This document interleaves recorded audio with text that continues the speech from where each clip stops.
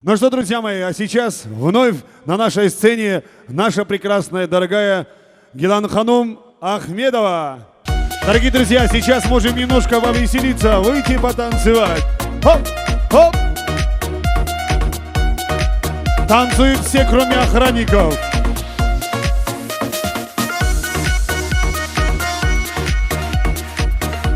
Друзья мои, давайте не будем стесняться. Накануне скоро Новый год.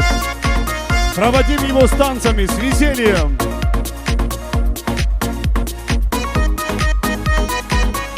Салон Озон.